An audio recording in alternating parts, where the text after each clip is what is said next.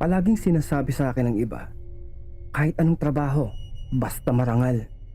Pero kung minsan, kahit gaano pa ito kasimple sa papel, may mga trabahong hindi kayang ipaliwanag ng normal na kaisipan. Ganyan ang naranasan ko nang ako ay mapunta sa may punerarya ng tiyuhin ko. Ako po si Christopher. Wala akong trabaho noon, ni direksyong tinatahak sa aking buhay. Wala. Isa lamang akong pangkaraniwang binata dito sa may Cavite. Nagtapos ng kolehiyo pero walang mahanap na magandang trabaho. Dati-rati, napapailing ako tuwing nakakabasa ako ng mga job openings. 2 years experience, willing to work under pressure, with pleasing personality. Ako? Wala ako ng lahat ng mga yun. Ang meron lamang ako, mga utang at malaking pangangailangan. Isang araw, tinawagan ako ng tiyuhin ko. Mayroon kasi itong negosyo, isang kabuhayan na matagal nang itinayo at pinapalakad ng aming angkan. Ika pa niya. Hoy, kung gusto mong may pagpagkakitaan, pumunta ka rito. Matututo ka, kikita ka pa. Kesa naman nakatunganga ka dyan na umaasang may magbabagsak ng isang bag ng puno ng pera. Kakatambay niyo dyan sa may kalsada. Bilisan mo, antayin kita dito. Ika niya. Siyempre, wala nang tanong-tanong pa. Pumayag agad ako. Tanda ko pa nun. Ipinangutang ko pa yung pinamasahe ko at eksakto lamang ang nahiram ko. Napagkarating, halos mabatukan ko yung sarili ko dahil nakalimutan ko, punerarya nga pala ang negosyo ng tiyuhin ko. Hindi lang pagdadalawang isip ang tumakbo sa utak ko nun. Bala ko pang sumakay uli ng jeep kahit na mag 1, 2, 3 dahil wala na akong pamasahe. Ang kaso, nakita agad ako ng tiyuhin ko kaya hindi na ako nakauwi. Pagpasok sa may punerarya, sumulubong agad sa akin ang amoy ng formalin at halimuyak ng mga bulaklak. Mabigat sa dibdib, tahimik, walang kasigla-sigla. Parang mismong kaluluwa ko ay ayaw manatili dito. Kaya hindi na ako nagtataka pa. Bakit nga ba palaging nakasimangot ang mukha ng tiyuhin ko? Malamang, dahil sa kanyang negosyong ito. Ito po kasi ang klase ng trabaho na hindi mo magagawang maging masaya. Malamang, negosyo niyo mga patay. Alangan namang maging masaya ka pa at palaging nakatawa. Tulad sa may Jollibee na palagi kang dapat nakangiti. Ilang sandali akong inilibot ang tiyuhin ko sa opisina sa mga nakabalandrang mga ataol o kabaong hanggang sa pumasok na kami sa loob ng isang madilim, malamig, nakakasulasok na amoy ng kemikal at hindi maipaliwanag na kung ano mang aking nalalanghap. Ang kwarto ng pag-eembalsamo. Halos hindi ko magawang maiakbang pa ako nang makita ko na ang metal na lamesa at may nakatalukbong ng kumot na kulay puti. Naikapan ng tiyuhin ko. Ayan, hawakan mo. Ha? Ako, hawakan mo. Ha? Bakit? Bakit naman? Sa yan ang magiging trabaho mo eh. Sinong hawak niyan? Ako? Sige na, hawakan mo. Ayoko nga. Ayoko. Hawakan mo na. Ayoko nga. Ganon. Sige, pagbalik ko at niyang kumot na yan hindi mo kayang hawiin.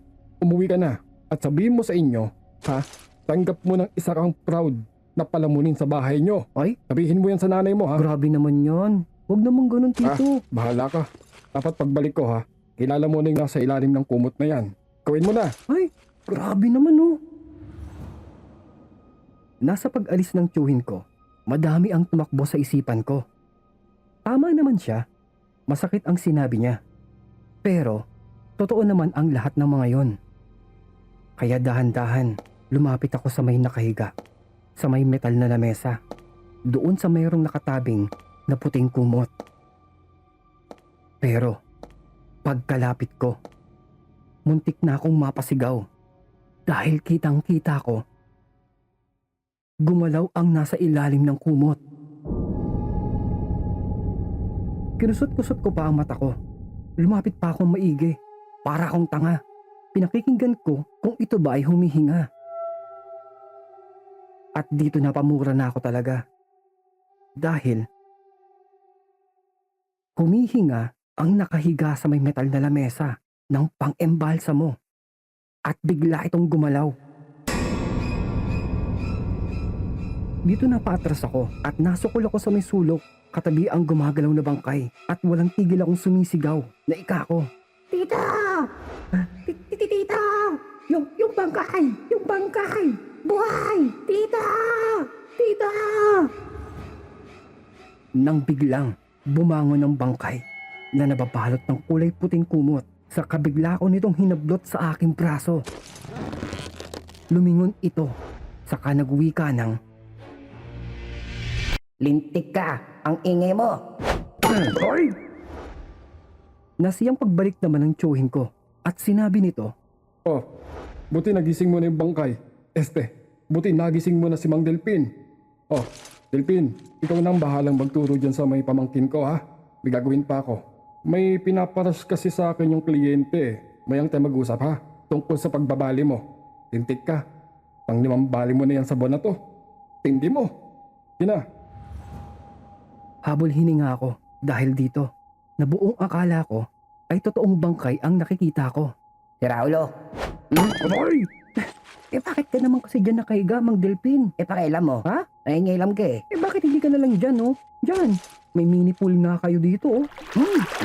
Lamig ng tubig. Dyan ba? Bakit hindi ka na lang dito? Magtampisaw ka. Buong araw. Kung ako dyan, naku, parang ang nasa may jacuzzi. Dyan ba? Sige. Sabi kayo ng mga bangkay dyan. Napagkasilip ko, para akong pusang nagulat at napatalon. Dahil totoo nga na mga bangkay ang nasa may loob ng parang mini pool. Dito pala pansamantalang inilulubog ang mga bangkay na kailangan ng matinding paglilinis, na ang tubig nito ay may halong kemikal para sa mga susunod na hakbang ng pag-eempalsa mo. Madami akong natutunan sa mga bagay-bagay dahil kay Mang Delpin. Pero tinapat ko na siya agad na wala akong alam sa ganitong trabaho at aminado akong natatakot ako sa mga ginagawa nito. Pero ika ni Mang Delpin, Naku naman. Masasanay ka rin. Ako nga dati eh. Halos mahimatay pa ako sa takot. Muntikan pa nga ako matay sa short ko eh. Normal lang yan. Siyempre, puro bangkay ang hahawakan mo eh. Matatakot ka talaga. na habang pinapanood ko si Mang Delpin sa mga ginagawa niya, dito ko unang narinig ang mga salitang hindi ko malilimutan dahil ayon sa kanya. Basta tatandaan mo lang, ang patay, hindi pa ito lubusang patay. Tandaan mo yan. Napakunot ako ng noo. Ika ko, pa? Anong ibig mong sabihin, Mang Delpin? Simple lang. Ako, yung katawan, oo wala nang buhay yan. Pero yung diwa nila, naririto pa. Nakikinig, nakikiramdam, at minsan, humihiling na makinig ka rin. Tulad niyang nasa likuran mo, yung nakatingin sa'yo. Ay, Diyos ko po. Paano? Hindi naman nakalingon yan kanina. Sabi ko na sa'yo eh, may nakikinig, di ba? Akala ko nung una, sinusubukan lamang niya akong takutin. Isa pa, parang napaka-imposible naman nun, di ba? Ang patay ay patay. Dead is dead. Kung wala lang tibok ang puso mo, tapos na. Finish na.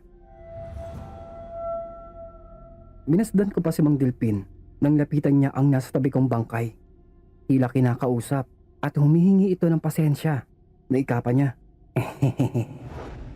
Pasensya ka na, Aling Rosa ha. Pasensya ka na. Pamangkin ni Bossing yan. Bagong pasok sa trabaho. Pasensya ka na ha. Medyo maingay kami ngayon eh. Ginaho, balik ka na sa pagbumuni-muni mo, Aling Rosa ha. Teka. Tulungan na kita ha. Teka. Ayan. Konti pa. Pikit mo na ulit yung mata mo. Yan. Papupuwing ka niyan, Aling Rosa eh. Ang chismosa mo eh. Sige na. Mamaya ka na ha. Hindi ko lubos maisip, aabot ba ako sa ganyang sitwasyon katulad kay Mang Delpin? Na sa sobrang buryong na niya sa trabahong ito, ay ayan na ang resulta. Pati bangkay, kinakausap niya na ng tuluyan. Pero habang lumilipas ang mga araw, unti-unti kong nauunawaan ang sinasabi niya. Minsang hindi pumasok si Mang Delpin. Ika nila, Ako raw muna ang bahala sa may 3 katawan. Kinabahan ako. Mag-isa lamang akong naiwan sa may morgue, sa ilalim ng puting ilaw at malamig na silid. Hindi ko pa lubos nagagawa mag-isa ang mga trabaho.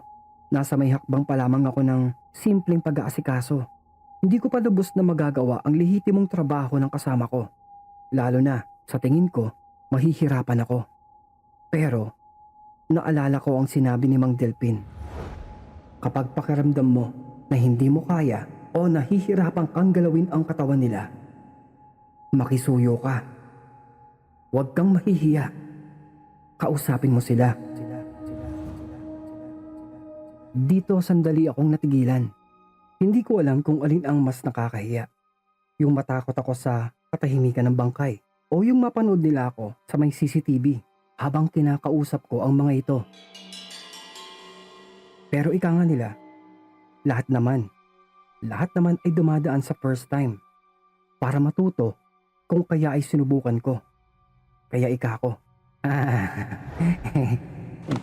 Magandang gabi ho. Hello. Pailing-iling pa ako sa sarili ko. Pero, andun na ako. Kaya itinuloy ko na. Habang inaayusan ko ang isa sa mga bangkay, isa itong ginang na namatay daw dahil sa atake sa puso. Binasa ko ang kanyang pangalan na nasa may dokumento. Wow! Estrella Di Makulangan. Aba, ganda ng pangalan mo, Lola. Sino kaya sa magulang ninyo ang nakaisip niyan, no? Yung nanay mo o yung tatay mo? Teka, Lola, ha? Oh, walang mali siya. Lilinisan ko lang po kayo, ha? Dali lang. Yeah. Siyempre, walang sumagot. Pero habang lumilipas ang oras, nararamdaman kong gumagaan ang pakiramdam ko. Para bang hindi na ako nag-iisa. Unti-unti, nagkukwento na rin ako tungkol sa mga bagay sa buhay ko. Tungkol sa may pamilya ko, sa mga kabiguan ko. Lahat. Ewan ko bakit parang may nagsasabi sa akin na ayos lang ang lahat at ipagpatuloy ko lang. Dahil wala na akong kaba. Wala na rin akong nararamdamang balahibo kong nagtataasan. Wala na. Ika ko pa nga. Nag-e-enjoy ka na, Christopher, no? Ayos yan. At nang makampante na nga ako habang ako ay gumagawa, naisipan ko magbiro. Ika ko. Lola Estrella. Lola Estrella. Kung naririnig mo ko, swap tayo. Oo. Kako ipagdadasal kita. Isasama kita sa mga prayers ko. Oo. Pero, sakali matapos yung 40 araw mo dito sa may lupa at umakyat ka na dun sa may langit, pwede? Pwede bang ikalabit mo naman ako sa mga anghel? Na baka pwede, bigyan naman nila ako ng swerte sa pag-ibig. Sawa na kasi ako mabasted palagi 50 sunod-sunod. Ang sakit na O kaya, pakisabi naman kay San Pedro, pareserba naman ako ng kwarto dyan sa may itaas. Pwede? Na dito, para akong binuhusan ng malamig na tubig. Dahil doon sa aking likuran, meron akong narinig. May tumawa.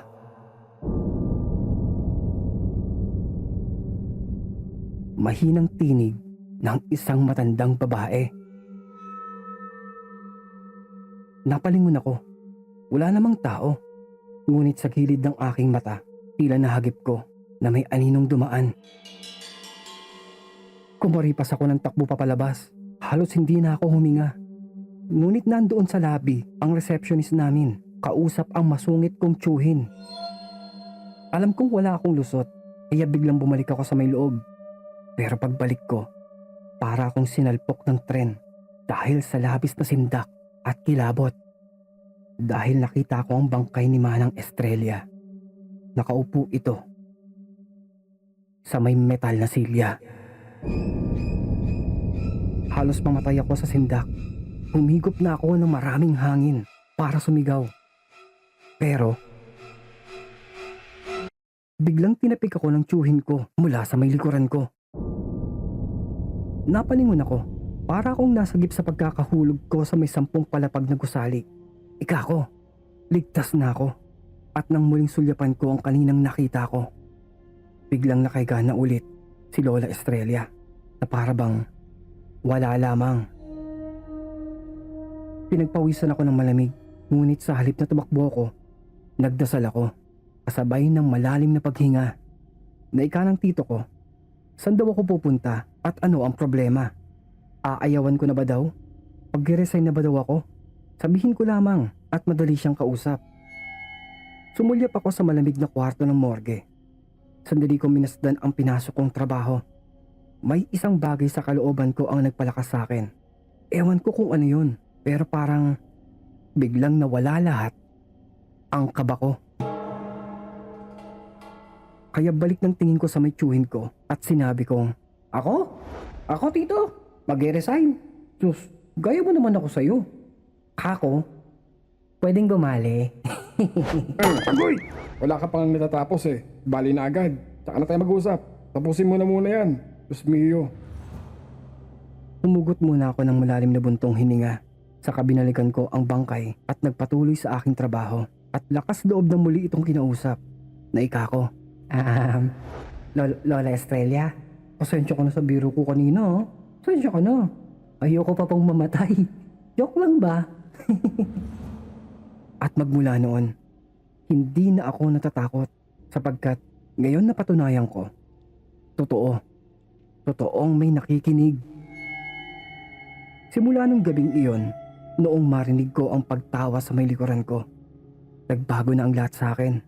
Hindi na ako yung dating Christopher na takot sa bangkay. Hindi na rin akong lalaking pumapasok dito dahil lamang sa pangangailangan. Nagsimula ako makipag-usap sa kanila.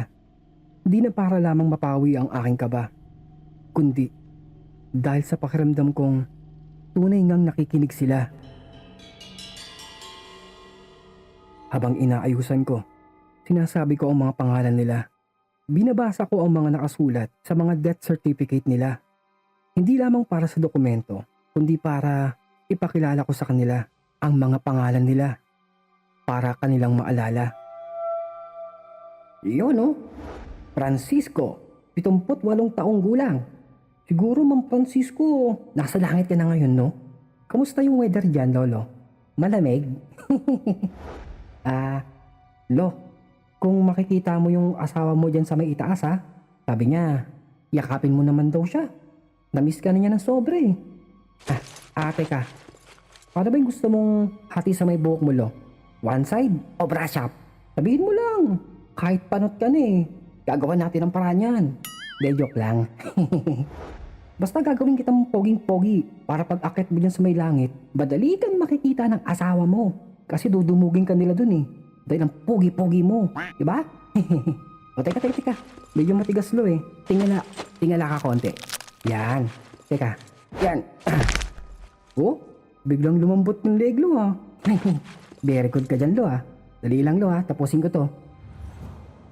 Biro ko pa habang inaahitan ko ang balbas ng matandang lalaking bangkay na nasa harapan ko. Sa mga sandaling yon, dama ko ng kapayapaan. Hindi na ako kinikilabutan. Wala nang bumubulong o tila mga matang nakatingin sa akin sa dilim. Hindi na napapasma ang balahibo ko, kakatayo at baba. Payapa na talaga. Hinding-hindi ko malilimutan ang ginintuang salita ng isang matanda na hindi lahat ng patay ay tuluyang patay. Tama siya. May mga patay na ang katabang lupa lamang ang nawawala, pero ang damdamin nila narito pa. Baka may mga huling salita silang hindi nasabi, o baka ang simpleng pagrespeto natin sa kanila habang inaayusan natin sila, habang inihahanda natin sila sa huling paglalakbay ay sapat na upang makatawid sila ng payapa. Minsan, napapaisip ako, kung ganoon din kaya tayo pag tayo ay pumanaw? Mananatili rin bang nakikiramdam ang ating diwa sa mga iniwan natin? Baka kaya marami sa mga patay na ayaw pa tayong iwan, hindi dahil sa nais nilang manakot, kundi dahil sa lumbay, dahil sa pagmamahal, dahil nais nilang marinig pa na hindi natin sila kinalimutan. Isang araw, habang inaayusan ko ang isang batang lalaki na nabundol daw sa may highway, unang tingin ko pa lamang, Parang may kakaiba. Mabigat. Yung tipong papalapit ka pa lang, alam mong may hindi tama. Parang yung kaibigan mo, alam mo na. Alam mo nang mangungutang lang siya at sa kabilang buhay na yata ang bayad niya. Ganon kabigat. At nang tingnan kong dokumento, hindi ko napigilang mapaluha. Oo nga, alam ko na kung bakit parang ang bigat ng pakiramdam ko sa may buong kwarto. Dahil dito, ang inosente niyang muka, ang hiwa sa kanyang kilay, ang maduming paa. Parang nakikita ko ang sarili kong kapatid sa itsura niya. Nauunawaan ko kung bakit dahil napakaaga niyang nawala at tila wala siyang alam saan siya pupunta patapos ang nangyari sa kanya. Kaya may nahon kong sinabi, pasensya ka na. Alam ko, mabigat sa kalooban mo to. Pero alam ko, may plano yung Diyos para sa'yo. Mamaya, kapag may nakita kang liwanag, sundan mo lang ha. Sundan mo lang. Tapos, umakyat ka. At saka, kapag may makakausap kang anghel doon, pakiusap. Sabihin mong alagaan ang nanay mo. Alam ko, nasasaktan pa rin siya hanggang ngayon eh. Nandun siya sa may labas. Pawis na nga eh. Wala pang tulog yan para mag-asikaso sa'yo. Huwag ka mag-alala bata. Sagot na kita. Biglang parang tumahimik ang buong paligid. Parang nawala yung nakakabinging pakiramdam. Wala ding tumawa. Walang kumakalabog. Walang aninong tumatakbo sa may sulok. Pero yung bigat sa may dibdib ko, tila nawala. Parang may nakaunawa. Parang may nakarinig. Batid ko, mapapayapa na ang kaluluwa ng batang to. Tulad ko. At masaya ako para dito. Pero, akala ko kaya ko na ang trabahong to. Hindi pa pala. Dahil isang araw, ito na yata yung pinakamabigat na pagsubok sa akin ng tiyuhin ko sa pinasok kong trabahong ito. Wala nang mas bibigat pa. Wala nang masasakit pa. Dahil isang araw, pagkapasok ko, nakangiti ang umaga. Tulad ko, sabik na akong buksan yung baon ko para lantakan namin ng mga kasamahan ko. Paano ba naman? Nagluto ako ng dinuguan. Sa'yo yung paborito ko eh. Trabaho ko morgue. Tapos ulam ko dinuguan. Galing di ba? Kaya iniisip ko na lang na mamaya, bibili na lamang kami ng mainit na kanin sa may katapat na karinderya. Pero hindi ko kinaya ang pagsalubong ng balita. Dahil pagpasok ko ng opisina, ako lamang yata ang may kapal ng mukhang kumarap sa kanila ng nakatawa.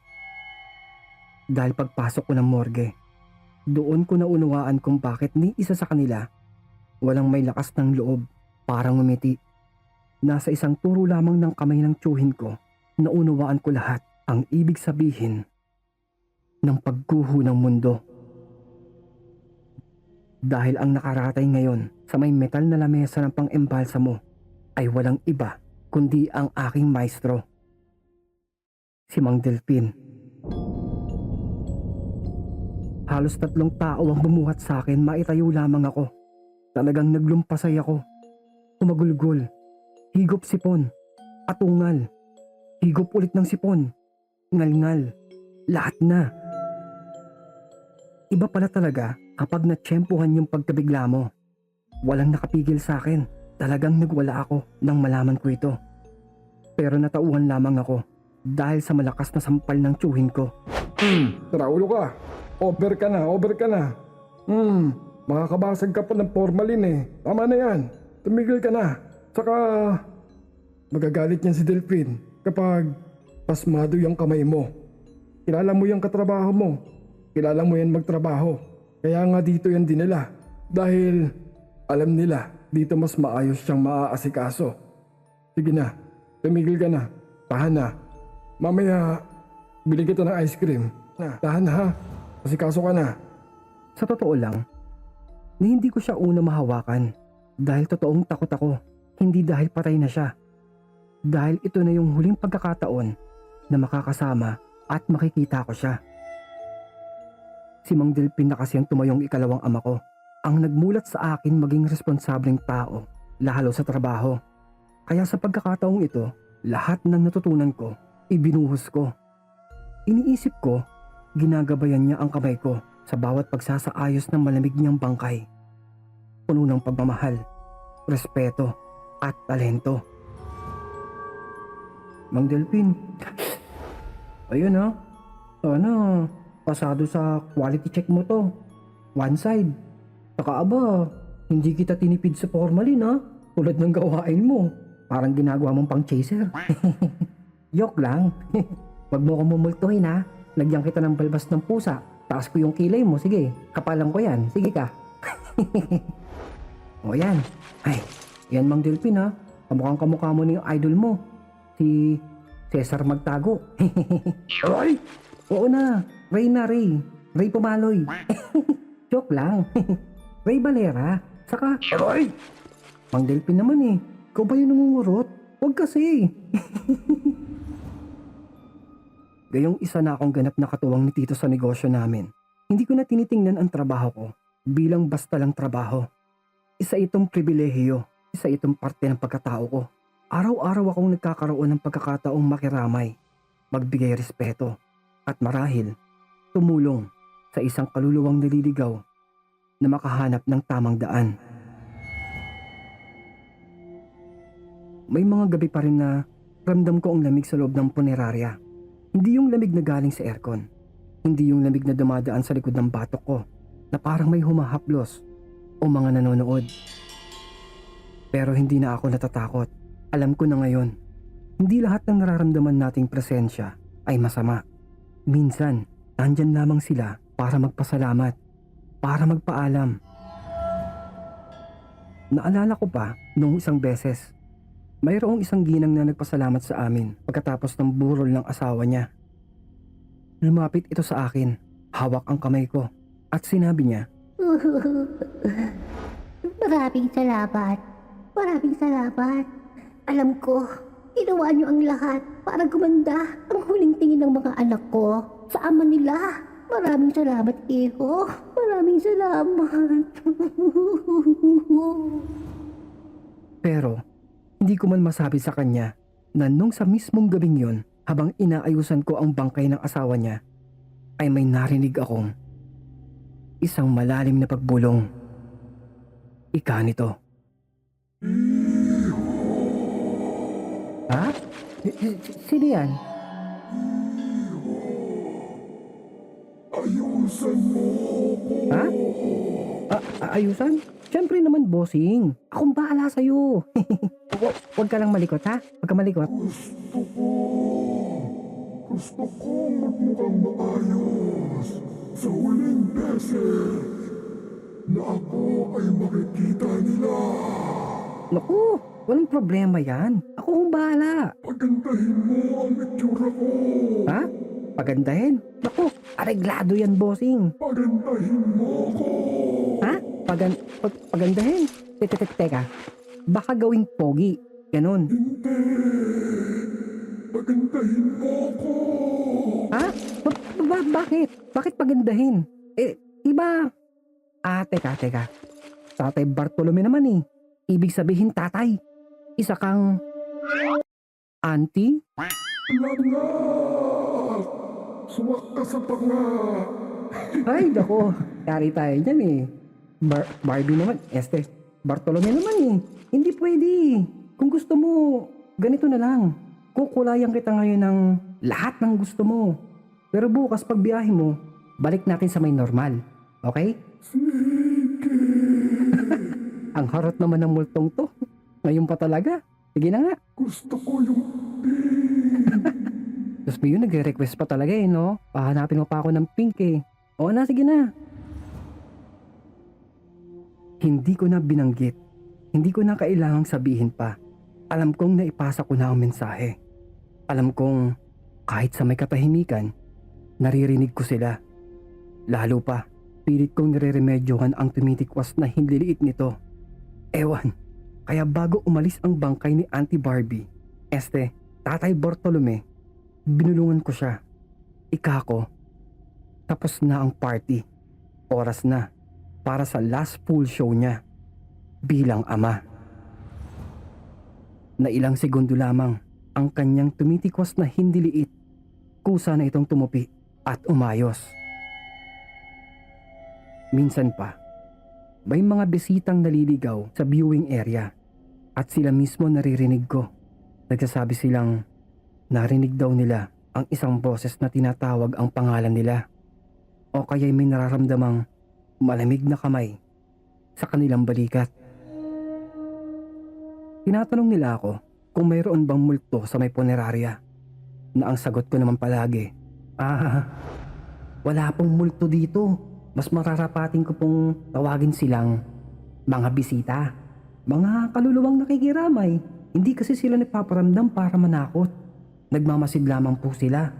At baka kagaya natin, sila din ay nag-aalala, katulad natin. Na ngayon, gabi na naman. Ako lang ulit ang tao rito.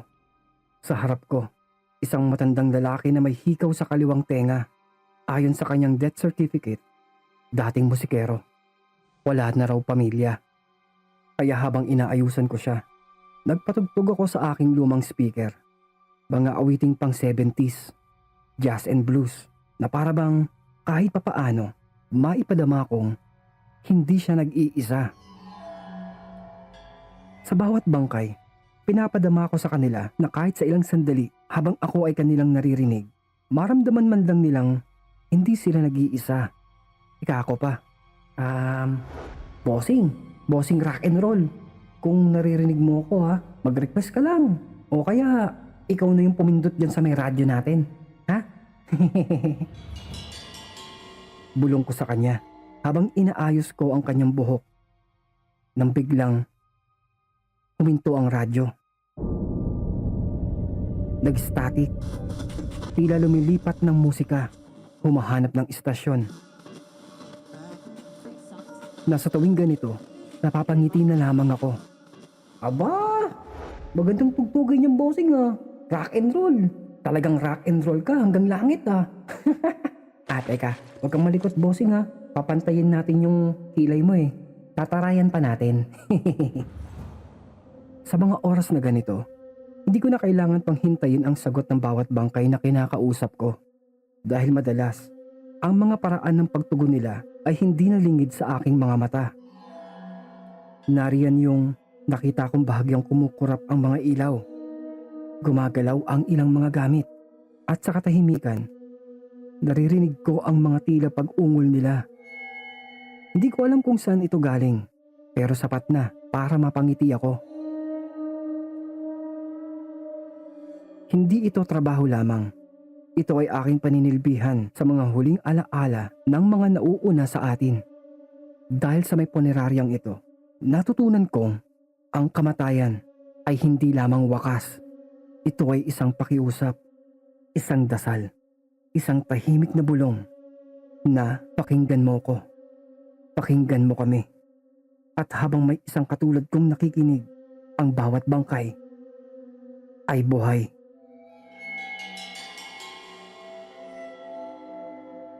Mga kaibigan, may mga bangkay na mas mabuting hindi naririnig at may mga bulong na hindi para sa mundo ng buhay.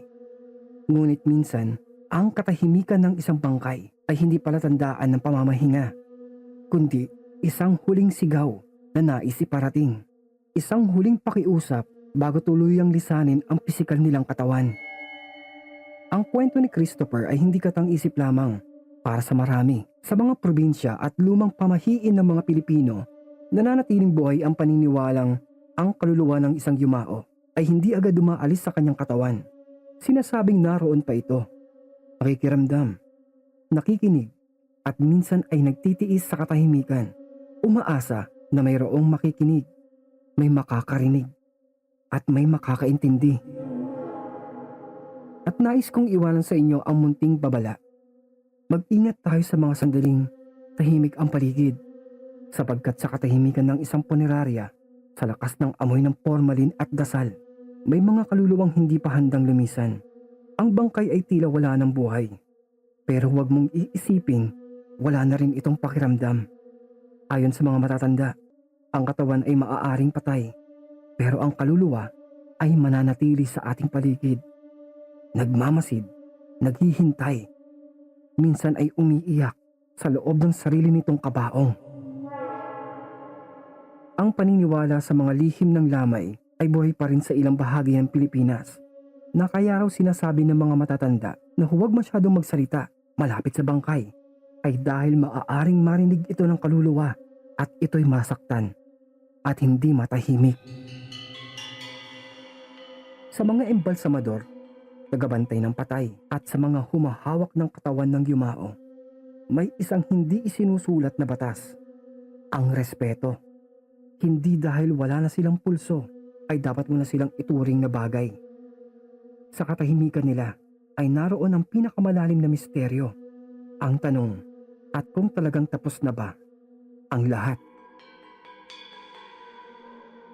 Sa kulturang Pilipino, maraming kwento ng mga bangkay na lumuluha, mga labi na gumagalaw at mga matang bigla na lamang bumubukas bago isara ang kanilang kabaong.